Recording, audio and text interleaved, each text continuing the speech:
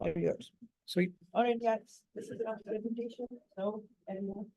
All right, you guys, I promise this one's gonna go fast. A lot of information. So that's good. So this one was kind of inspired by, there's this Nova episode that's called The Birth of the Sky. It's a really cool show, so I figure I'd just do like a few like highlights that they talk about in that show. So they're talking about the early atmosphere of the Earth. At the start of the Earth's history, there was no atmosphere. It was just meteors crashing into a hot planet and ejecting material back into space. And this is like a 4-minute clip from that Nova episode. Billions of years after the birth of the planet, there's still no atmosphere as we know it.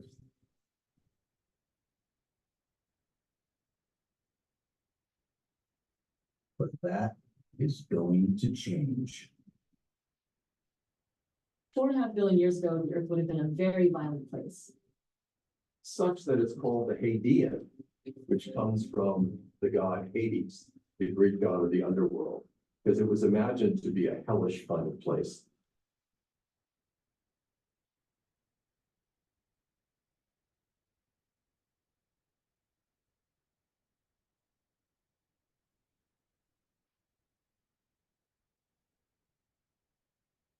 Across the globe, molten magma surges up from within. Rivers of fire unleash a cocktail of gases.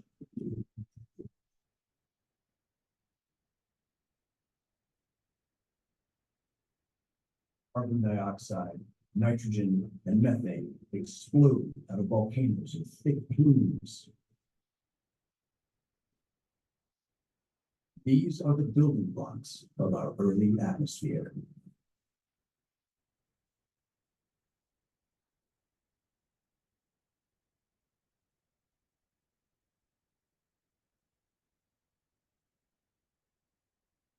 We can see echoes of this young planet still on Earth today.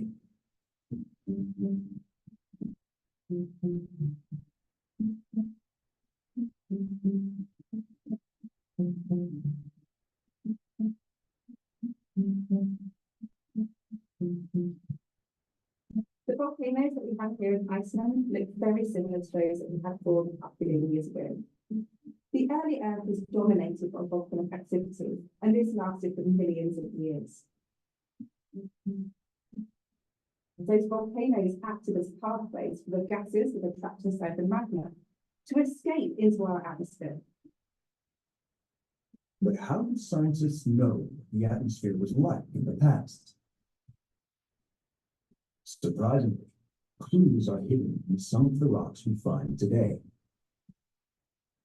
Throughout Earth's history and evolution, there's been a dynamic interplay between the Earth's surface and the Earth's atmosphere.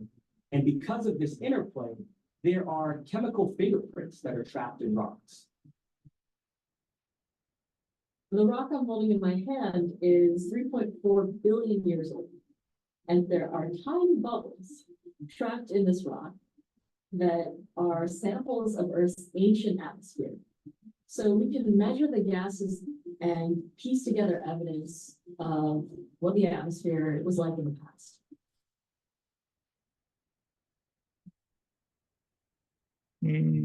Let's see. How do I get back to the, did it open in a separate tab? Or... Candy Hurtado. Oh, is an okay. ethnomusicologist. Oh, gotcha. in Highlands East of Oh, Vermont. maybe do it. I'll just pause it there. And then this one is to expand, I guess. And then expand like that. Yeah, and then there's a zoom. Okay, that should be good. Cool. So yeah, it's kind of cool. They were talking about in that video how little parts of the super ancient atmosphere get trapped in these rocks, and then they can actually analyze the gas inside the rocks to get an idea of what the atmosphere used to be like.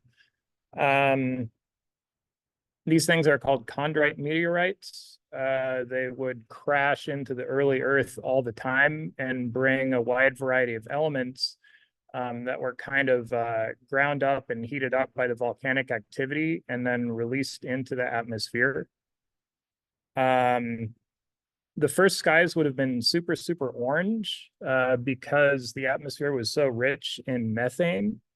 So the volcanic eruptions first released large amounts of methane, nitrogen, carbon dioxide, and water vapor. And then about 1.9 billion years ago, these things called cyanobacteria came along. They're microscopic organisms that arose in the ocean. They were the first photosynthetic organisms, and they utilized the carbon dioxide that was dissolved in the water to create food for themselves. It's kind of cool. The cyanobacteria can actually, they move, not because they have arms or legs, but they are light sensitive. So You go for less. At Harbor Freight. So here's just a video of these little photosynthetic bacteria moving around, and I guess they can actually move towards or away from a light source in order to gather the light. Close that. So then as the cyanobacteria went through photosynthesis over millions and millions of years, they produce a lot of oxygen. The oxygen at first would kind of bubble up in the ocean, but the ocean had so much metal in it that the oxygen would just react with the metals that were in the ocean. There was a lot of iron in the oceans at the time, so the oxygen would combine with the iron to make iron oxides. So a lot of the ocean would have actually been this kind of deep red color. And then over time, there were enough cyanobacteria that produced oxygen. They created this thing called the Great Oxygenation Event. They made enough oxygen that it started emerging from the oceans as a gas, and it really dramatically altered the composition of the atmosphere. And then one of the biggest consequences was that the presence of more oxygen in the atmosphere allowed for the development of organisms that could undergo cellular respiration. Cellular respiration is how all animals get energy, and they break down the sugars that are produced by plants, and they utilize oxygen in order to get energy from those sugars, and they output CO2, which the plants then use to do their photosynthesis. Here's a shot of atmospheric composition before oxygen. So you can see there was a lot of nitrogen, just like there is today, but then there was also this methane, there was carbon monoxide, a lot of carbon dioxide. So it wouldn't have been an atmosphere that we could live or breathe in. And then after many millions of years of oxygen being produced, we have our modern atmosphere. Still a lot of nitrogen, some amount of CO2. Obviously, that's getting worse because of pollution, but then a good amount of O2, and that's what we all use to breathe. And then I just put a link to the full episode here and a little preview. This is only like 40 seconds, so I'll play this and that'll be it. On Nova, ancient Earth. We have never found another planet that has an atmosphere like ours. We don't know how life started. How did our planet transform from this barren rock into somewhere capable of supporting life? Water allows clouds to form and rain to fall. It changes the surface of a planet. Birth of the sky on Nova.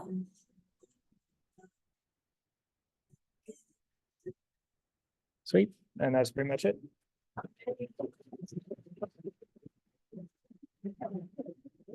Very well done, guys. Every single presentation was awesome. Awesome. So do we have to do